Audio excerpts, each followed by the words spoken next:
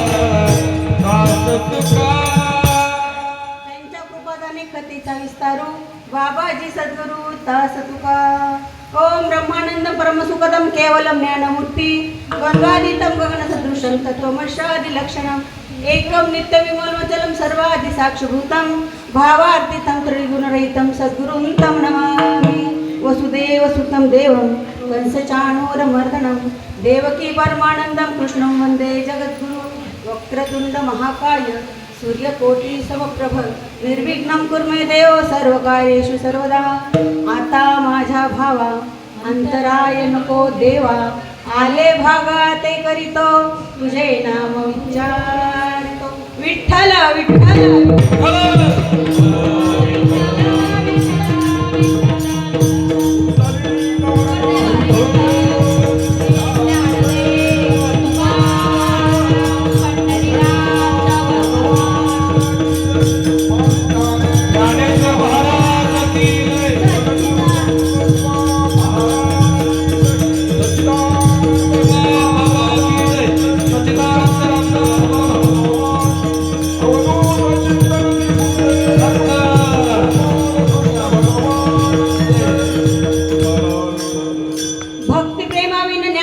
देवा अभिमान नित्य नवा तया माझी प्रेम सुख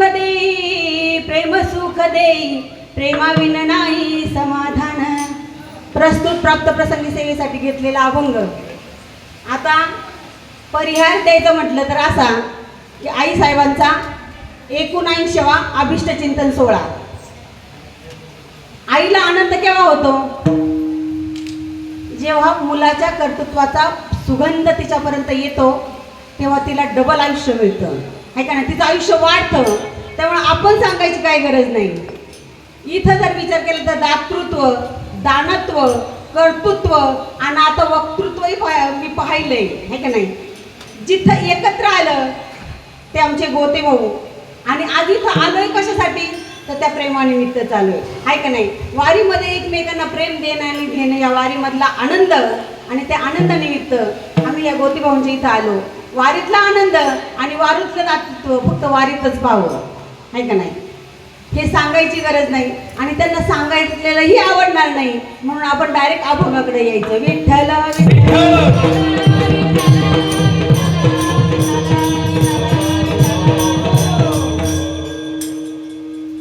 सेवेसाठी घेतलेला अभंग कोणाचा आहे नाथबाबांचा आता नाथबाबांचं चरित्र कोणाला माहित नाही इथे एक माणूसही ना असा नसेल की त्यांना नाथबाबांचं चरित्र माहित नाही पैठण निवासी भानुदासाच्या कुळातील आहे का नाही हे नाथबाबा म्हणजे शांतीचे दूत होते आणि दया क्षमा शांती तेथे देवाची वस्ती तिथं दया क्षमा शांती आहे तिथं भगवंत राहतो आणि नाथबाबांच्या घरी म्हणून किती वर्ष काम केलं भगवंतानी? 12 वर्ष श्रोता म्हणून राहिला, 12 वर्ष चोपदार म्हणून राहिला आणि 12 वर्ष कावडीने पाणी ज्या घरी चक्रपाणी.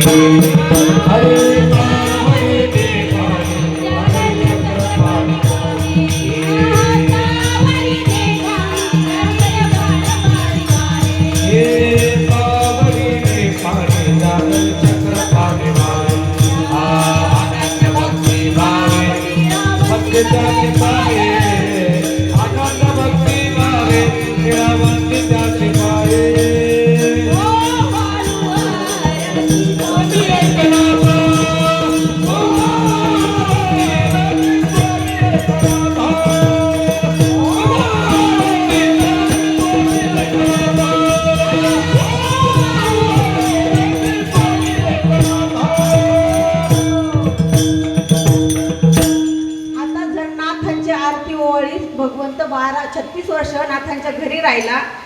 अभंग कुठला आहे हा? मागणीपर आहे की नाही? अभंग कुठला आहे? मागणीपर. मग कोणासाठी मागितलं असेल हे? मागितलं कोणासाठी? जर दया, क्षमा, शांती, प्रेम, भक्ती नाथांकडे होतीच, मग हे कसं मागितलं? आपल्यासाठी. जशी गीता कोणासाठी? अर्जुनाचे निव्याजे, गीता प्रकाशोनी श्रीराजे, संसारा एवढे थोरोजे, फेडिली से जगाचे. मग मागितले आपल्यासाठी, मग आपण चालतो का त्या मार्गाने? आहे का नाही? संत फक्त अवताराला कोणासाठी येतात? आपल्यासाठी. त्यांचं कार्य कोणासाठी? आपल्यासाठी. मग त्यांनी जर एवढा सायास करून हा एवढा छान अभंग लिहून ठेवला, हा आपण त्या मार्गावर चालतोय का? आणि आपण आलोय ना त्याच्यासाठी, आहे का नाही? आम्ही वैकुंठ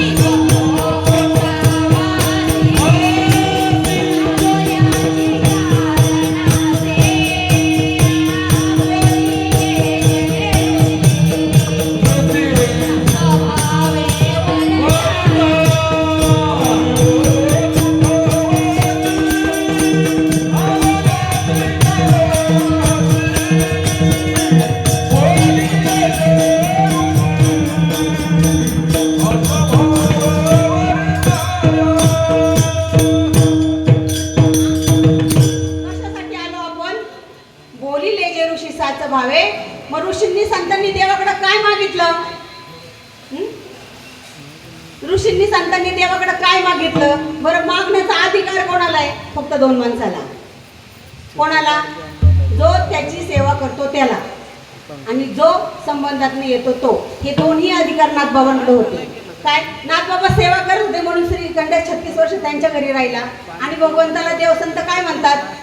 देव माझा आहे, देव माझा, देव माझा.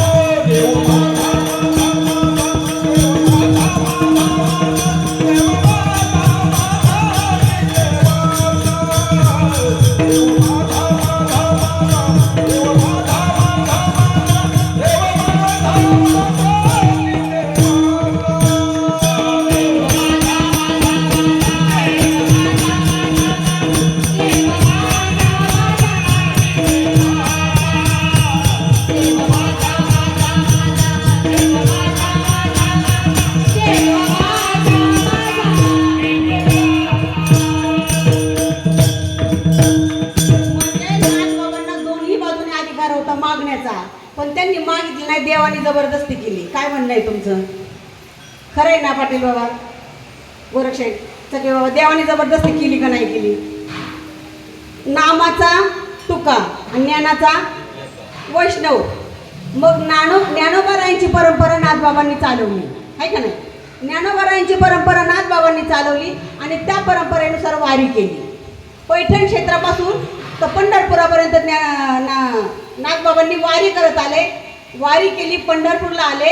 आता वारीचं वातावरण चालू आहे. जर अधिकाचा महिना नसता तर आपले झाली असती तयारी आहे का नाही? वेळ लागले त्याचे, कधी वारीला निघतोय आपण आहे का नाही? ते प्रेम सुख आज विषयच प्रेमच आहे. नाथांनी पैठणपासून पंढरपूरपर्यंत वारी केली, पंढरपूरला आले, चंद्रभागेचं स्नान केलं, पुंडलिकाचं दर्शन केलं, चोखोबरायांचं दर्शन केलं, नामदेवराय पायरीचं दर्शन केलं, पुढं हनुमंतरायाला भेटले आणि रंगशिळेवर जाऊन उभे राहिले. माहिती ना रंगशिळा कुठे येते? आता जे मुखदर्शनाला पाठ लावलाय का नाही, रंगशिळा आहे तिथं. आणि रंगशिळेवर जाऊन उभे राहिले, दोन्ही कान पकडले आणि उड्या मारायला सुरुवात केली. ही वारकरी संप्रदायाची परंपरा आहे. विठ्ठल विठ्ठल.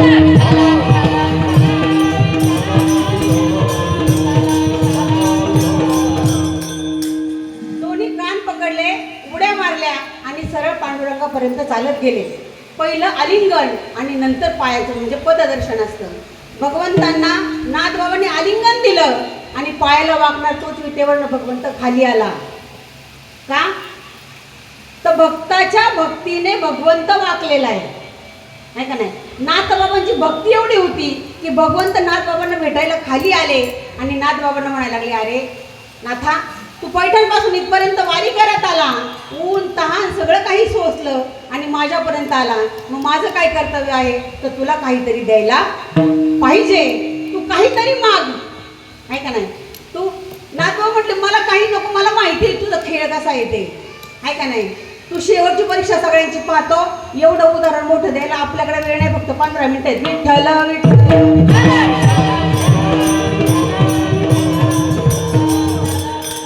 तू काहीतरी माग. म्हटलं मला काहीच नको, मला काय पाहिजे, मला कशाची गरज नाही. नाही नाही म्हटलं, अरे बाबा काहीतरी माग. म्हटलं मला काही नको. मग मी तुला ज्ञान देऊ का? काय म्हणले भगवंत? मी तुला ज्ञान देऊ का? सगळ्यात श्रेष्ठ असं ज्ञान आहे आणि ते मिळवण्यासाठी खूप मोठी तपश्चर्या करायला लागते, वैराग्य निर्माण व्हायला लागतं. नाथबाबा म्हणले, मला त्याचीही गरज नाही. अरे म्हणले, लोक ह्या ज्ञानासाठी वेडी झालीत आणि मी तुला ज्ञान देतोय तरी म्हणतोय नको. अरे असं करू नको बाबा, नाथबाबा तू असं करू नको बाबा, तू ज्ञान घे.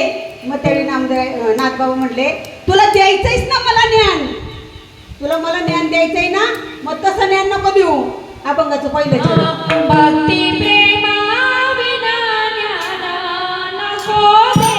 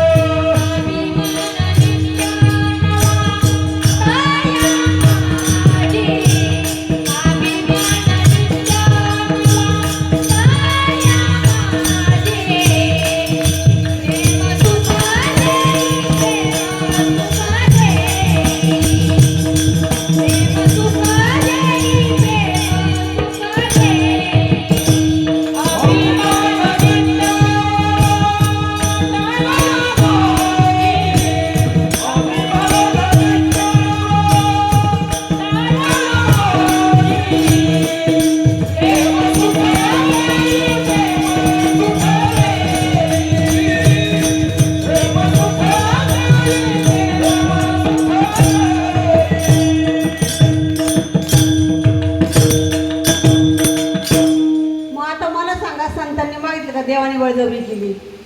कोणी केली? देवाने बळजबरी केली म्हणून संतांनी मागितलं, नाही तर संत कधीही मागत नाही. वडिलांची रीत जाणत असे काही मागणे अनुचित, वडिलांची रीत जाणत असे. मग जर आपण जर संतांच्या वाटेवर चालायला आलोय, संतांचं मार्गक्रमण करायला आलोय, तर मग आपण भगवंताकडे काय मागितलं पाहिजे? आपण काय मागतो? वाढावे संतान,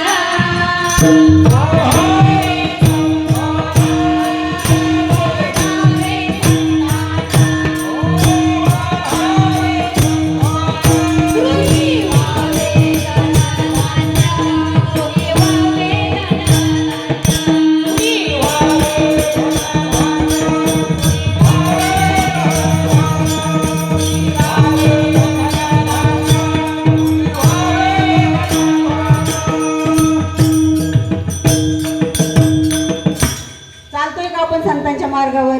नाही चालत. आणि आपल्याला तर संतांच्या मार्गावर चालायचंय. नाथबाबांना तेव्हाही माहित होतं समाज परमार्थ क्षेत्रामध्ये ज्या तत्वाची गरज आहे त्या तत्वापासून हा समाज दूर पळतोय, लांब जातोय, भक्तीचा डांगोरा होतोय, नाही का? आणि ते तत्व जर हवं असेल, साधं उदाहरण घ्यायचं घरातलं. मी काही एवढी ज्ञानी नाहीये, की माझ्या समोर एवढी ज्ञाती मंडळी बसली, मला प्रश्न पडलाय मी काय बोलावं. विठ्ठल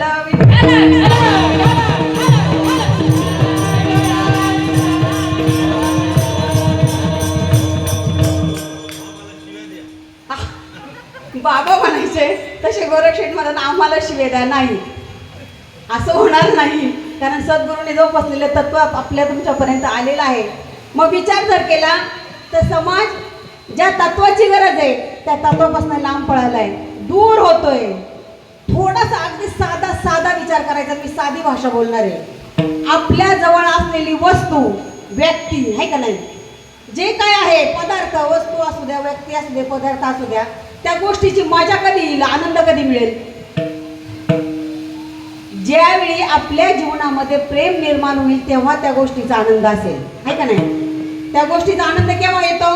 ज्यावेळी आपल्या मनामध्ये प्रेम असेल.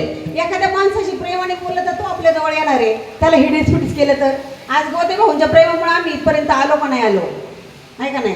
प्रेमाने बोलणं म्हणजे याला आपल्या जवळ जर प्रेम असेल तर त्या वस्तूचं, त्या व्यक्तीचं त्याच्यावर त्याचा आनंद मिळतो, अन्यथा आनंद मिळत नाही. परमार्थ क्षेत्रामध्ये ज्ञानाची चर्चा भरपूर आहे. नाथबाबांना माहिती होता, नाथबाबांना हे सगळं माहिती होतं आणि म्हणून ही मागणी आहे. भक्ती प्रेमाविन ज्ञान नको देवा, अभिमान नित्य नवा तया माझी.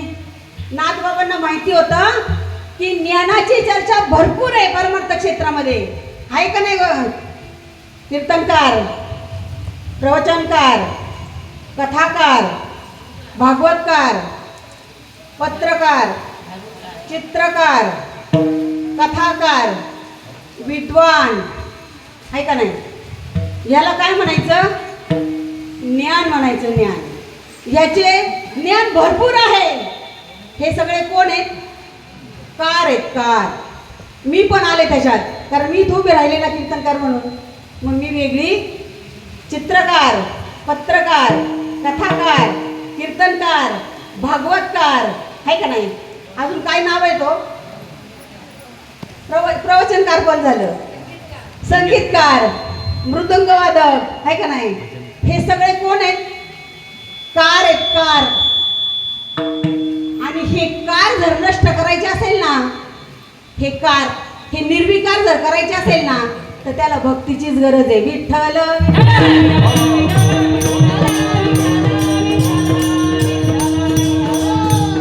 नाथबाबा काय म्हणाले? दिलेल्या आकारामध्ये, मी काय सांगते, दिलेल्या आकारामध्ये निर्माण झालेले आकार, कीर्तनकार, पत्रकार, चित्रकार, सरकार, निर्माण झालेले आकार निर्विकार जर करायचे असतील, काय म्हणते मी, निर्विकार जर करायचे असेल तर त्याला कशाची गरज आहे? भक्ती प्रेमाविन ज्ञान नको देवा, अभिमान नित्य नवा तया माझी. प्रत्येकामध्ये अभिमान आहे, नाही का नाही? आणि हे मला माहिती, नाथबाबा म्हणले. त्यांनी उदाहरणं पण दिली. इंद्राला कशाचा अभिमान झाला होता? सत्तेचा, आत्ताच त्यांनी सांगितलं सत्तेचा अभिमान झाल्यामुळे जोगवारांच्या पायाला वाकला नाही इंद्राला सत्तेचा अभिमान झाला होता, भीमाला बळाचा अभिमान झाला होता, सत्यभामेला रूपाचा अभिमान झाला होता, अर्जुनाला ह्याचा विद्येचा अभिमान, सांख्यत्वाचा अभिमान झाला होता, आहे का नाही. आणि ब्राह्मणांना याती कुळाचा अभिमान होतो. नागबाबा म्हणले हे सगळं मला माहिती आहे, नाही का, हे सगळं मला माहिती आहे म्हणून मला कोरडं ज्ञान नको, कारण ज्ञानाचा भरपूर सुकाळ आहे म्हणले सध्या, इतका सुकाळ आहे की कोणी कोणाचं ऐकायलाच तयार नाहीये. ज्ञानाने म्हणले माणसं चंद्रावर गेली, आहे का नाही. आता चंद्रावर जाणं अडाण्याचं काम आहे का. माझ्यासारखेला म्हटलं चल चंद्रावर, तर मी इथंच मी अर्धी गार होईल, येईन का मला चंद्रावर जाता, बाबा येईल का सांगा, नाही येणार. कसं येईल, ज्ञान असेल तर चंद्रावर जाता येईल, आहे का नाही. ज्ञानाने चंद्रावर जाता येतं, आहे का नाही, पण भक्ती मिळत नाही, आहे का नाही. चंद्रावर जायला माणसं शिकली कशाने, ज्ञानाने, पण इथं पृथ्वीवर कसं राहायचं हेच नाही शिकली. पृथ्वीवर कसं राहायचं हे शिकली नाही, आणि हे शिकण्यासाठी भक्तीची गरज आहे. मी लई साध्या भाषेत बोलणार आहे, कारण मला वेदांत जमत नाही. पृथ्वीवर राहायचं कसं हे नाही शिकली, आणि हे शिकले की ते भक्ती म्हणतात त्याला. कारण का, हे माझं आहे का. देह हे काळाचे धन कुबेरा,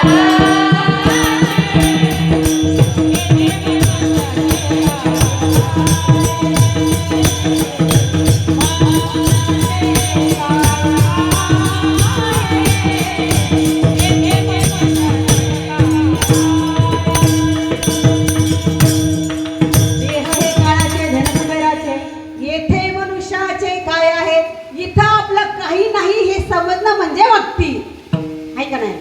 आणि चंद्रावर जाणं म्हणजे ज्ञान. मग हे ज्ञान अभिमान देतं, काय, अहम ध्यास आणि मम ध्यास, नाही का.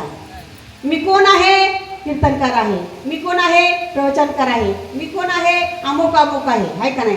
आणि मी मम ध्यास म्हणजे हे माझं, ते माझं, बंगला माझा, गाडी माझी, सत्ता माझी, माणसं माझी, आई माझी, बाप माझा, मुलगा माझी, म्हणजे हे सगळं मम ध्यासामध्ये येतं. आणि मी कीर्तनकार, मी प्रवचनकार, मी कथाकार, हे अहम ध्यासमध्ये येतं. आणि हे दोन्हीही त्या ज्ञानाच्या पाठीमागं भगवंत आहे, म्हणून मला ते ज्ञान नको. मग काय दे, तर फक्त प्रेम सुख दे, प्रेम सुख दे. का, तर ज्ञानाने तुम्ही म्हणता असं कसं ताई, ज्ञान नको, नाही ज्ञान पण पाहिजे. कारण अज्ञान आणि भक्ती नाण्याच्या दोन बाजू आहेत, आहे का नाही. एकीकडे ज्ञान आणि एकीकडे भक्ती. भक्ती आंधळी आहे आणि ज्ञान लंगड आहे, म्हणून ज्ञान मागितलं. नागबाबांनी ज्ञान नको असं नाही म्हटले, ज्ञान पाहिजे पण भक्ती प्रेम पूर्वक ज्ञान पाहिजे, का तर ज्ञानाशिवाय भगवंत कळत नाही. मग ज्ञान पाहिजे, कसं पाहिजे, तर ते प्रेम उत्पन्न झालं पाहिजे. आत्ता सांगितलं भक्ती कशी आहे, आंधळी आहे, आणि ज्ञान कसं आहे, लंगड आहे. दोघांनाही चालता येत नाही, दोघांनाही चालता येत नाही. पण त्या दोघांची जर सांगड घातली, भक्तीच्या पाठीवर जर ज्ञान बसलं खांद्यावर, तर दोघं चालणार आहेत का नाही चालणार. जरी भक्ती आंधळी असली तरी ज्ञान, भक्ती आंधळी नाही, भक्ती तरुण आहे. तरुण आहेत पण आंधळी पण आहे. ज्ञानाशिवाय भक्ती आंधळी आहे ना गोरक्षे, ज्ञानाशिवाय भक्ती आंधळीच आहे. भजन ते अंगळवाणी नरका जाणे चुके ना, आणि काय घातो काय म्हणतात ना ते कळे ना, रागावळतो. हा, विठ्ठल विठ्ठल म्हणून